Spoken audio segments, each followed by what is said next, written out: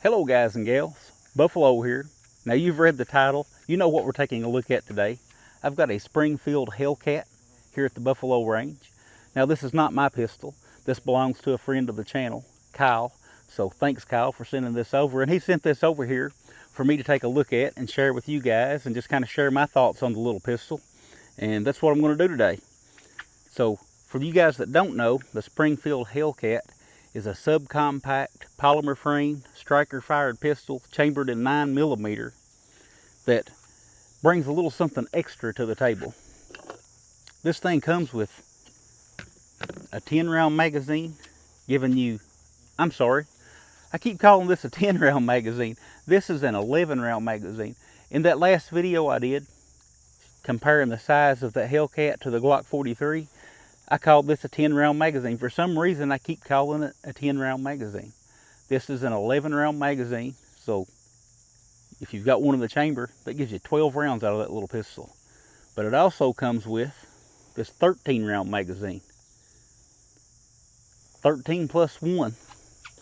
And a little micro 9mm like this, that's a lot of firepower. That's pretty impressive. And just real quick, just to give you something to compare it with, this is my Smith & Wesson Shield. Great little pistol, shoots great. One that I've recommended in the past and will continue to recommend for somebody looking for a super concealable 9mm pistol. Very much in the same size category as the HELLCAT, but this one comes with a 7-round magazine and an 8-round extended magazine. So you get 7 plus 1 or 8 plus 1. With the extended magazine, that would give you 9 rounds total in this pistol. And in this pistol, with the extended magazine, you get 14 rounds. 14 rounds. I'll put the extended magazines in here, and won't hardly go in there backwards. And we'll compare these pistols side by side just for size, and show you the size difference. You can see the HELLCAT is just a little bit shorter than the Shield, and it's also a little bit shorter in the height dimension than the Shield. So it's a smaller pistol this way and this way, but it is a little bit thicker. I don't know how well you can see that, but it's a little bit thicker, not much at all. But the biggest difference is that capacity, guys. That's a game changer on a micro pistol like this. Now I know others have good capacities in this size category too. The SIG P365, I think it is, comes to mind. It has a good capacity too, but the HELLCAT really raised the bar with this little gun. And I've had this here for a couple of weeks. Been shooting it and getting a feel for it before I wanted to talk about it any. So I'll show you guys some of the shooting footage. I know some of you guys like to see these little guns being shot. So let's shoot it a little bit, then we'll talk about some stuff about this pistol. I've got the 11-round magazine loaded up, plus I've got one in the chamber.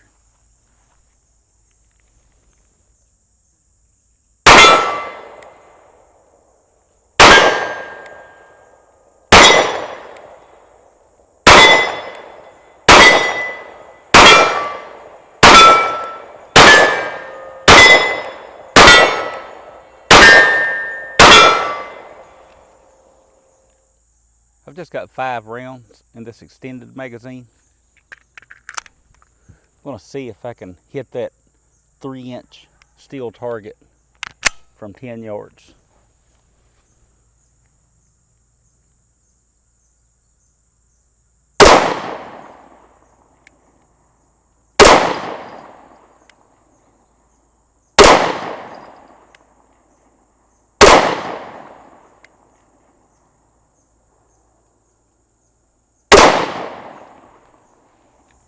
That paper target's already been shot. I shot it with a 22 a few days ago, but we should be able to easily distinguish the 9mm holes from the 22 holes.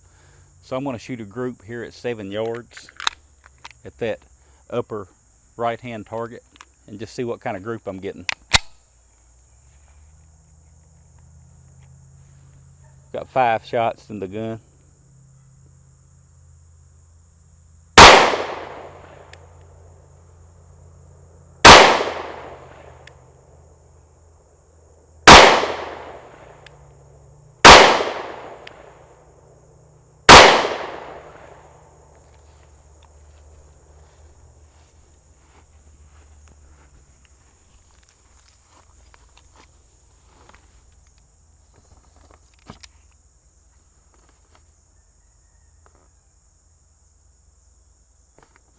That one is 2 holes. That's not bad.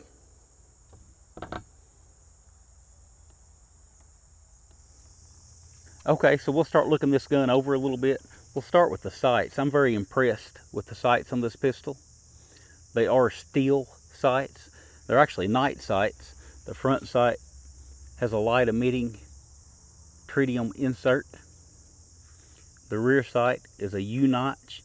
And I found these U-notch style sights very fast, very easy to get on target quickly with. No complaints at all with the sights. You can see the rear sight also has a cocking shelf, so you could cock this gun off your belt or off of a table or anything that you needed to if you only had one hand to work with. So well thought out there on the sights. No complaints there. Okay, let's try 13 plus 1.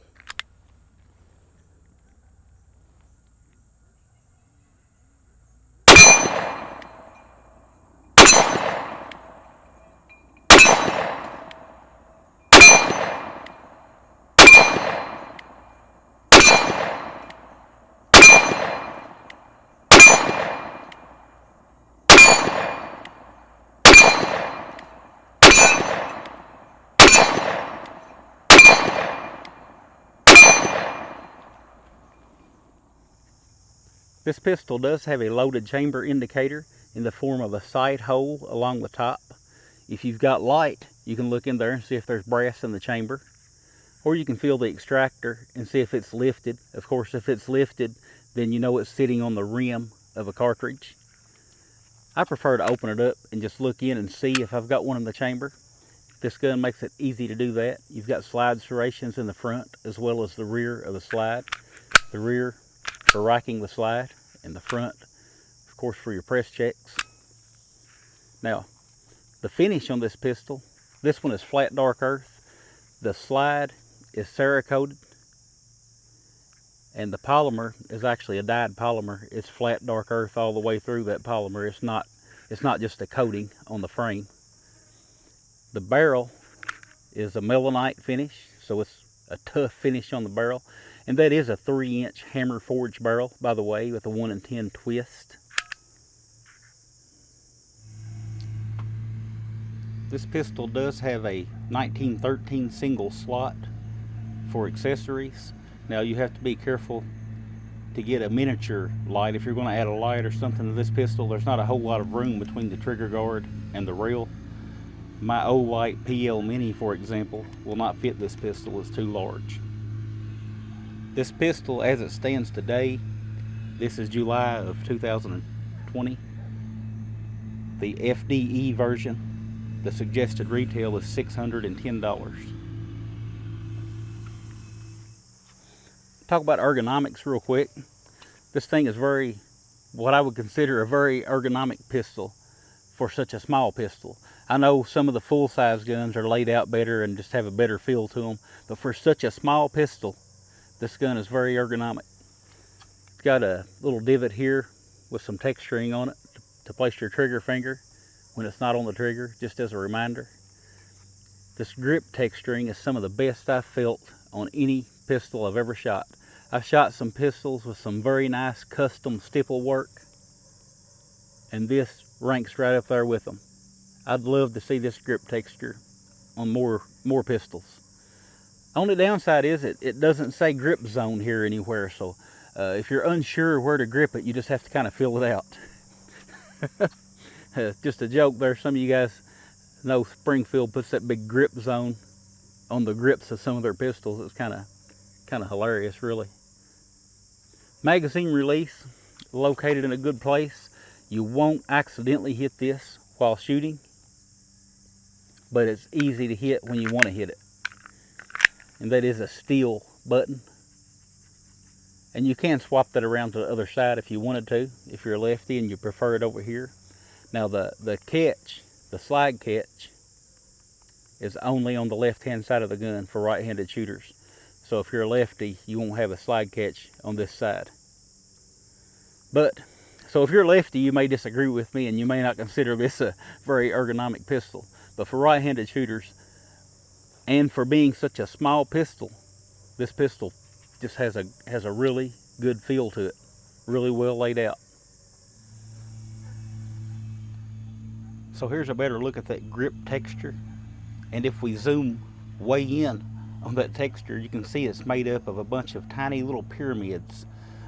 Large pyramids with flat tops, and then tiny little pyramids in between with sharp points. So when you dig in with that grip, this texture digs back.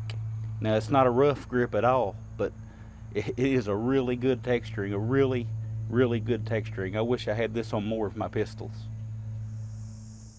Okay, I want to talk about this trigger for a minute.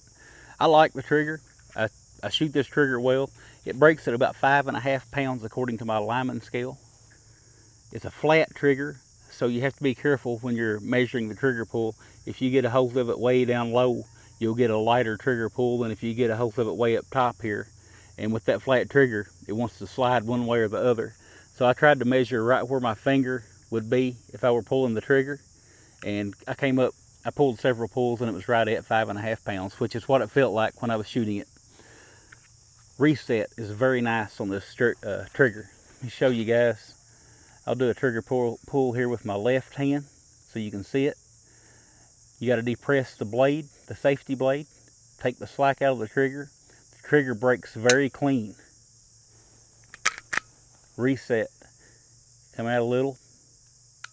Pop. I love that reset. Really tactile, really can feel that reset, and I can even hear it with earplugs on, so it's very audible. Nice trigger for a striker fired pistol like this. No complaints with the trigger. Some people have made some videos complaining about the trigger, and they're showing that if you take the slack out of the trigger before you touch the safety blade, that you can lock the trigger up. Like if I take the slack out of that trigger and then roll my finger up on the safety blade, well, it broke that time, but try it again. Take the slack out of the trigger, roll my finger up on the safety blade. Now the trigger's locked. I can't pull that trigger. And some people are making a big deal out of that, but I don't really see it as a big deal. It's just it's a safety precaution. Yes, I know on my other pistols with a bladed trigger like that, you can pull the slack out of the trigger, and then roll your finger up on the safety blade, and the trigger will break. The Hellcat's a little different for whatever reason, but it's still just a safety device. You have to deactivate that trigger blade before you pull the trigger. I don't know how you would actually pull that trigger and then get your finger up on the blade anyway if you were actually in a situation where you were trying to shoot the pistol. I could see it keeping an accident from happening. You know, if you get your shirt hung up on the side of it, holstering the pistol or something like that, I could see that preventing an accident. But I don't really see it the way that some people are seeing it as a safety issue. Some people are calling for the pistol to be recalled because of that. I don't really see it that way. It's just a safety device. You have to depress that blade before you pull the trigger. No different than if I walk up to my front door. If I just grab the doorknob and try to go right on in without turning it, I'm going to face plant right in the door. It's designed to be turned and then pushed. If I don't do the turn, I'm not opening the door. If you don't depress that blade, you're not going to pull the trigger. And now you've got people filing off the back side of their trigger blade safety to correct what they perceive as an issue. I would never recommend that you alter the safety on your carry gun. It's a different thing on a bench rest gun or a recreational gun or something like that, but on your carry gun, I wouldn't mess with that safety. My advice would be, if you don't like this blade safety on the Hellcat, find you a different carry gun. I've got 10 rounds loaded up in here. I'm going to go 5 with my right hand and then try 5 with my wrong hand.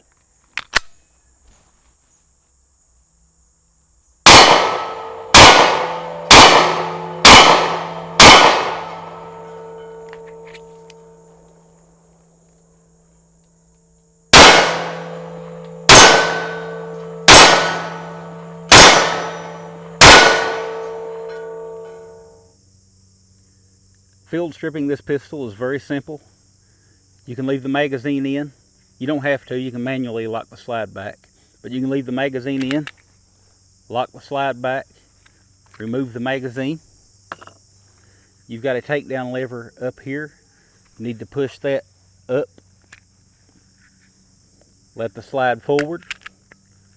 Point it in a safe direction. Pull the trigger.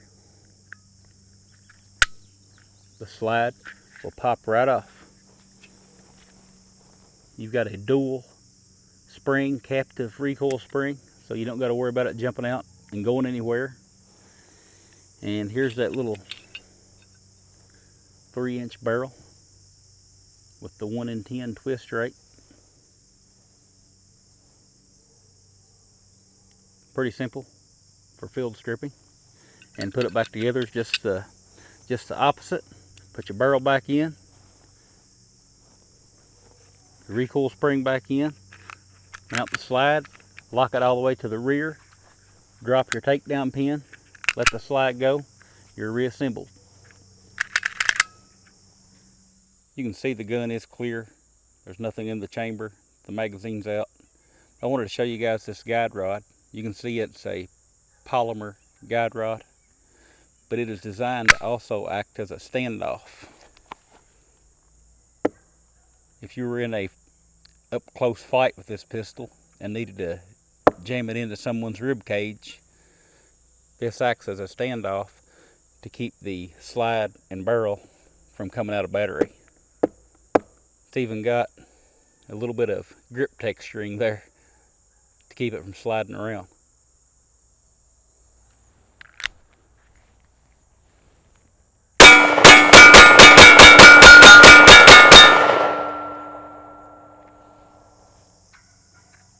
So I like this little gun. In fact, if I had a friend or a family member called me up and said, "Hey Buffalo, I'm looking at one of these little Springfield HELLCATs. I'm needing something that's easy to conceal and I can carry it every day, and this thing seems to have a pretty good capacity. Is there any reason that I shouldn't buy this pistol?" I'd have to go ahead and give them the green light. I think it's a good little pistol. Now, I know, like I said, there's several videos out there, and some of you guys, some of you may even be watching this video, but where people are condemning this pistol because you can lock the trigger up if you take the slack out like I demonstrated earlier and then roll your finger over on the safety blade. They're saying that should never happen on a carry pistol. I don't really see it as that big of an issue. If you can pull the safety blade first, this thing's going to go bang every time. At least that's been the experience I had with it. So if I'm wrong, guys, light me up in the comments. I promise you can't hurt my feelings. I've been on YouTube too long for that. So you don't have to hold back. If you think I'm being dumb on that, let me know about it. Now, the pistol is made in Croatia. A lot of people think these Springfield pistols are made in the USA, but a lot of their stuff's made in Croatia. Very well made though. Well machined, well done on the pistol. Magazines are well made. I don't know if they make their own magazines or somebody else makes them for them. Very well made stainless steel magazines. Very durable feeling, confidence building magazines. Now, on the topic of Springfield themselves, I'm not a fan of Springfield as a company. A lot of people aren't. A lot of people were let down by what they got caught doing up there in Illinois. You know, they were trying to play the system and rig the system to where well, they were trying to pass some anti-gun laws, but they were going to back the laws so that they could be exempt in exchange for an exemption. So they were going to punish everybody else while helping themselves, and Rock River, I think, was part of that as well. If I'm wrong, sorry about that, but I know Springfield got caught doing some shady stuff. I'm not reviewing Springfield as a company. I'm reviewing a friend's pistol. So I think it's a great pistol. Not a big fan of Springfield as a company. Don't get that confused. I try not to be a hypocrite here. I review guns. I review Turkish firearms. I review guns from Smith & Wesson, from Ruger. You know, Smith & Wesson they did some pretty bad stuff. Of course, we nearly bankrupted them and pretty much had the company rebuilt. So had a major change there in Smith & Wesson. We made them pay for what they did. And of course, Bill Ruger was, you know, I'm a big fan of Ruger firearms, but let's face it, Bill Ruger wasn't on our sides when it came to our rights. He was definitely one of those guys that he was a FUD. He was a great gun designer, but at heart he was a FUD. That's just the way it is. There's no other way to word it. So I still like Ruger. I still like Smith & Wesson. Man, there's some of these Turkish guns coming out that are just great. That doesn't mean that I support their government or what they're doing over there. I just review the guns. So try to keep that in mind as you listen to what I said here today. And I guess that's all I got. I'll talk with you guys again soon.